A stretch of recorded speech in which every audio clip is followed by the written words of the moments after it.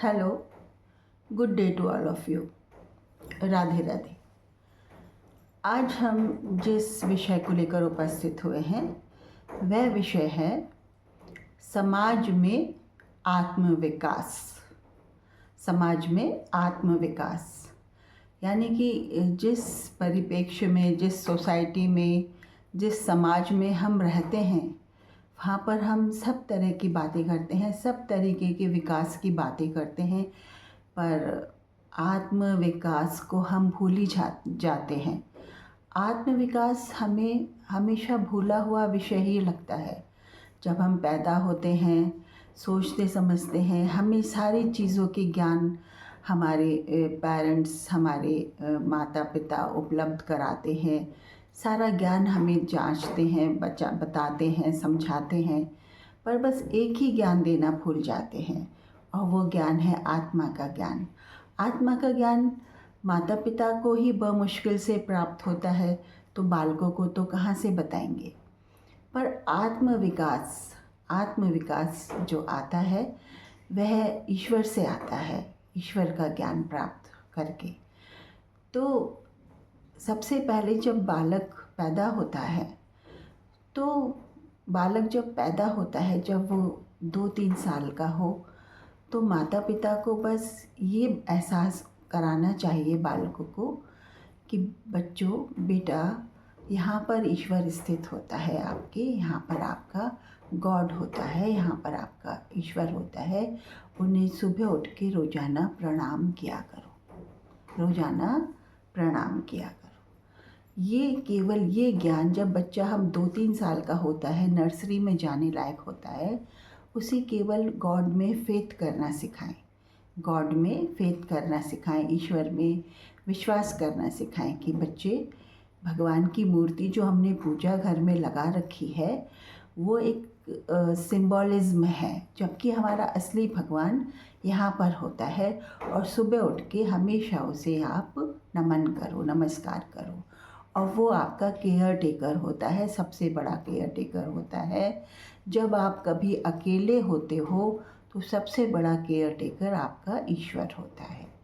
तो ईश्वर का इतनी समझाइश आप अपने बच्चे को, जब आपका बच्चा 3 साल का होता है, इतनी समझाइश आप अपने बच्चे को करा दें कि आपका इष्ट, आपका कंपेनियन, आपका गॉड, जब आप अकेले होते हो, जब आपका कोई संगी साथी नहीं होता है, या जब आपके पेरेंट्स नहीं होते हैं, टीचर्स नहीं होते हैं, कोई अंकल आंटी नहीं होते हैं, तो आपका सबसे बड़ा प्रोटेक्टर, सबसे बड़ा कंपेनियन, सबसे बड़ा गॉड आपके इनसाइड हार्ट में होता है। ये बच्चों को ज्ञान आप 3 साल की उम्र में करा दें, ठीक है। अब यही ज्ञान कराएं, बस बच्चा सुबह ही उठ के आदत डाल ले कि सुबह उठ के अपने ईश्वर को, जो भी आप अपने ईश्वर का नाम रखना चाहें या जिस भी ईश्वर का फेथ आप बच्चे में डेवलप करना चाहें, आप उनको नमन करना सिखा दें। बस बालक यही करता रहे, आत्मविकास की सीढ़ी वो अपने आप ही चढ़ने लगेगा। 12 साल की उम्र में उसे ईश्वर से मुखातिब होना सिखा दें। 10 मिनट के लिए सुबह उठ के ईश्वर से वार्तालाप करना सिखा दें। बस यही करना है आपको। बाकी आत्मविकास की सीढ़ी बच्चा अपना आप चढ़ने लग जाएगा, आपको ज़रूरत ही नहीं पड़ेगी कुछ समझाने की। तो केवल ये 2 चीज़ें समझानी होती है अपनी औलाद को, पर हम समझाएं कैसे? हम तो खुद ही अब समझ रहे हैं, हमें भी किसी ने नहीं समझाया, हम भी खुद ही अभी समझ रहे हैं, तो हम समझाएंगे कैसे? तो दूसरा एक ये होना चाहिए कि मॉरल एजुकेशन एक सब्जेक्ट लागू होना चाहिए, जो बहुत पहले लागू हुआ करता था हमारे स्कूल्स में, पर वो वैल्यू एजुकेशन, मॉरल एजुकेशन लुप्त प्राय हो गया है। सारी मटेरियलिस्टिक नॉलेज रह गई है, संसार की नॉलेज रह गई है। तो मॉरल एजुकेशन लागू होनी चाहिए, जिसमें छोटी छोटी कहानियों से भगवान में विश्वास, अपने ईष्ट में, अपने गॉड में फेथ डेवलप करने के लिए छोटी छोटी स्टोरीज़ होनी चाहिए। और कुछ ऐसी स्टोरीज़ होनी चाहिए कि जब इंसान असहाय है, कोई नहीं है, क्या नहीं है, तो किस तरीके से वो ईश्वर में फेथ करके उसको क्या क्वालिटीज़ या वर्चूज़ अवेलेबल हुई या अवेलेबल कर पाया और कैसे वो स्ट्रगल करता हुआ आगे बढ़ा, कुछ ऐसी स्टोरीज़ होनी चाहिए। और ये मॉरल एजुकेशन भी फर्स्ट क्लास से लागू हो जानी चाहिए। फर्स्ट क्लास से 8th क्लास तक का बच्चा अच्छी खासी कथाओं का संग्रह जानने योग्य हो जाना चाहिए। मेरा वक्तव्य ये है। तो पर ये सारी चीज़ें हमने अलग कर दी हैं। समाज नहीं चाहता कि बच्चे का आत्मविकास हो, वो बस बच्चे की बुद्धि का विकास, माइंड का विकास चाहता है। तो बच्चे की के आत्मविकास में ये तो पूरा समाज ही योगदान करेगा, तभी संभव हो पाएगा। किसी अकेले के हाथ से ताली नहीं बजती, किसी अकेले के हाथ से ये सारी चीज़ें पूरी नहीं होती। पूरे समाज को ही आगे आना पड़ेगा मॉरल एजुकेशन लागू करने के लिए, वैल्यू एजुकेशन लागू करने के लिए। जब हमारे बच्चे वैल्यू एजुकेशन के साथ डेवलप होंगे तो उनमें वैल्यूज़ एंड वर्चूज़ अपने आप ही आएंगी, अपने आप ही आएंगी। हमारा समाज उन्नत होगा, हमारे समाज में से बुराइयां ख़त्म होने लग जाएंगी और हमारा समाज उन्नत और सिर उठाने लायक एक गौरवमय बच्चों को जन्म देने लगेगा और गौरवमय बच्चे या सिटीजन्स हमारे देश में उत्पन्न होने लगेंगे। तो क्या हम सब नहीं चाहते कि हमारे समाज में आत्मविकास हो? आत्मा की कीमत हमने समझ क्या रखी है, जबकि आत्मा की कीमत पर तो ये शरीर चलता है, हम चलते हैं। आत्मा जब लुप्त हो जाती है, चली जाती है, तब ये शरीर निर्जीव हो जाता है। तो उस आत्मा को हमने इतना पीछे क्यों छोड़ रखा है कि जिसके बारे में हम ज्ञान ही प्राप्त नहीं करना चाहते, हम केवल संसार के माया जाल में अटके रहना चाहते हैं। तो 8th क्लास तक मॉरल एजुकेशन लागू होनी चाहिए और फिर 9th में और 11th में कुछ पथ प्रदर्शक ग्रंथ जैसे भगवत गीता या अन्य ग्रंथ बच्चों के धर्मानुसार जिनको वो पढ़ना चाहे, बच्चों को ऑप्शन मिलना चाहिए कि वो किस धर्म ग्रंथ की का अध्ययन करना चाहते हैं। ये ऑप्शन उन्हें 11th क्लास में मिलना चाहिए। 9th क्लास में उन्हें थोड़ा थोड़ा सब धर्म के बारे में बताना चाहिए और 11th क्लास में उनको ऑप्शन मिलना चाहिए कि वो किस धर्म से रिलेटेड कौन सी पुस्तक, धर्म संबंधी पुस्तक या ग्रंथ का अध्ययन करना चाहेंगे। और एक ये सब्जेक्ट होना चाहिए जिसमें उन्हें 50% से अबव मार्क्स स्कोर करने होंगे। बाकी उसके नंबर आप जो भी उनके सब्जेक्ट्स हैं उनमें चाहे जोड़ें या नहीं जोड़ें, ये समाज के ऊपर है। तो कुछ ऐसा होना चाहिए क्योंकि वैल्यूज़ गिरती जा रही हैं। संसार की वैल्यूज़ जितनी ज़्यादा गिरती जा रही हैं मानव की, उतना ही मानव एक यंत्र के समान बनता जा रहा है। यंत्र के अनुसार कार्य करता है, यंत्र के अनुसार शरीर को ट्रीट करता है और एक यंत्र ही बन के रह गया है। उसके इमोशंस ख़त्म हो गए हैं, उसमें एक दूसरे के प्रति प्रेम और बहुत अच्छी भावनाएं जागृत आजकल नहीं होती। वह बस एक चाबी से घुमाने वाला यंत्र बनकर रह गया है। तो समाज में आत्मविकास की आज परम आवश्यकता है। हमें अपनी आत्मा को जानने का ज्ञान प्राप्त करना चाहिए। ये हमारा सामाजिक परिप्रेक्ष्य निर्धारित करना चाहिए। हमारे सामाजिक परिप्रेक्ष्य को ये निर्धारित करना चाहिए कि हम आत्मज्ञान की तरफ अग्रसर हों, हमारे मॉरल वैल्यूज़ जागें, हम में बोध आए, हम में अच्छाइयाँ आएँ और हम बुराइयों को दूर भगाएं। आजकल संसार में सारी नेगेटिव चीज़ों को ऐसा माना जाने लगा है कि ये चीज़ें तो हुए बिना बात बन ही नहीं सकती। यानी अगर बिगड़ा हुआ समाज है तो वो तो बिगड़ेगा ही, कलयुग चल रहा है, बिगड़ेगा ही। क्यों, क्या हम सबके हाथ में नहीं है अपना परिवार सुधारना या अपने आप को सुधारना।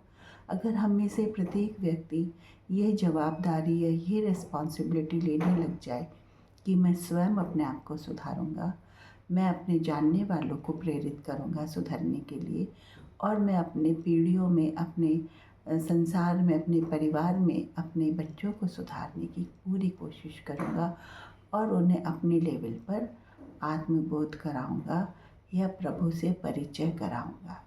प्रभु का परिचय हम स्वयं नहीं जानते तो बालकों को तो क्या कराएंगे।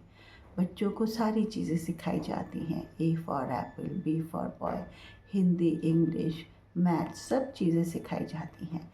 जनरल नॉलेज सिखाई जाती है, एनवायरमेंटल साइंस सिखाई जाती है, सोशल स्टडीज़ और जीके, साइंस, सारी चीज़ें सिखाई जाएंगी।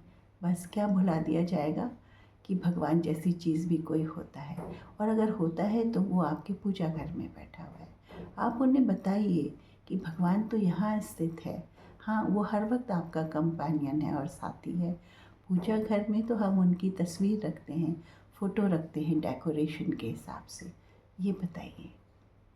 तो आत्मविकास, समाज में आत्मविकास की आज परम आवश्यकता है, और मैं चाहूँगी कि इससे आप सब लाभान्वित हों और समाज में ऐसा कायाकल्प कर पाएँ या करें, अपने घरों में से ही शुरू करें कि आत्मविकास की सीढ़ी आपके बच्चे चढ़ने लग जाएं। बस आपको तो दो सीढ़ी चढ़ानी है। एक प्रभु को प्रणाम करना, दूसरा 12 वर्ष की अवस्था में प्रभु से मुखातिब होने का ज्ञान देना। बाकी सीढ़ी तो बच्चा अपने आप चढ़ लेगा। बाकी सीढ़ियों में क्या है, बाकी सीढ़ी प्रभु उसको अपने आप चढ़ाएगा। बस आप तो ये 2 नियम बनाइए।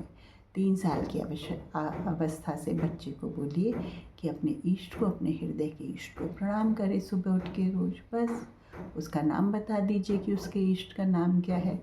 जो भी आप में, आपको जिस भी इष्ट से प्रेम है, जिस भी इष्ट की आप वंदना करना चाहते हैं, और 12 वर्ष की अवस्था में ये ज्ञान कराइए कि प्रभु से मुखातिब होने के लिए 10 मिनट सुबह के निकालो। बस बाकी वैल्यू एजुकेशन, मॉरल एजुकेशन लागू हो समाज में, स्कूल्स में, अपने लेवल पर, तो बहुत अच्छा है।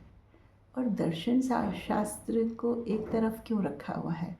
फ़िलॉसफी एक अलग सब्जेक्ट ही क्यों समझा जाता है? फ़िलॉसफी, कृष्ण की फ़िलॉसफी ले लो या ऊंचे ऊंचे संतों महान की फ़िलॉसफी ले लो, उनसे सीखने के कितने सारे हमें अवसर मिलते हैं, कितना सीखा जा सकता है उन सब चीज़ों से। इनको अपने कथा संग्रहों में इकट्ठा करो। मॉरल एजुकेशन के नाम पे बच्चों को 1st क्लास से 8th क्लास तक इतने ज्ञान की बातें, इतनी कथाएं स्मरण करा दो कि बस बच्चों को ज़िंदगी में ऐसा लगे ही ना कि वो संघर्ष में पड़ रहे हैं। बच्चों की संघर्ष आसान हो जाएंगे।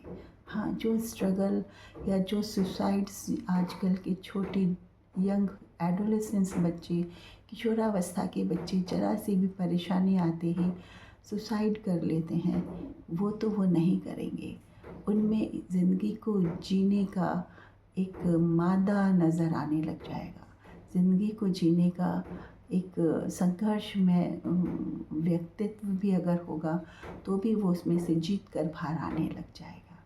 हाँ, अपने बच्चों को जिताइए, अपने बच्चों में पॉजिटिविटी लाइए, अपने बच्चों को हराइए मत, उन्हें निराशा या डिप्रेशन में मत ले जाइए। समाज में आजकल डिप्रेशन की बीमारियाँ, साइकेट्रिक बीमारियाँ किस लिए हो रही हैं? इसलिए हो रही हैं क्योंकि हम खुद को नहीं जानते और अपने बच्चों को भी उस ज्ञान से अनजान रखते हैं जिससे वो स्वयं को जान पाए। तो अपने अंदर भी बोध जागृत करिए, अपने बच्चों को भी ऐसे संस्कार, ऐसे गुणों की उपलब्धता कराइए जो बहुत ज़रूरी हैं, जो संसार के दिखावटी में नहीं फंसे, बच्चे अपने दिखावटीपन में नहीं फंसे। ये सारी चीज़ों का ज्ञान आप प्राप्त कराइए, और आशा है आप इस सब पर आगे बढ़ेंगे और अपने बच्चों को अपने इष्ट के समीप ले जाने में हिचकिचाएंगे नहीं। हाँ, समीप ले जाना मतलब ये थोड़ी है कि मृत्यु हो गई। भगवान का ज्ञान कराने का ये अर्थ थोड़ी है कि मृत्यु हो गई। नहीं, मृत्यु पे विजय प्राप्त करना होता है, भगवान का ज्ञान प्राप्त करना। हम मृत्यु को जीत पाते हैं, हम डरते नहीं हैं, हमें डर नाम का या भय नाम की चीज़ व्याप्त नहीं होती। हम संसार की संघर्षों में आगे बढ़ के जीत के निकलते हैं। हम में डिप्रेशन नहीं आता, हम में निराशाएं नहीं आती, ये सारी चीज़ें होती हैं। तो खुश रहिए आप सब, और आपको अच्छा दिन और शुभ दिन मुबारक हो, और आप खुश रहिए। जय श्री राधे।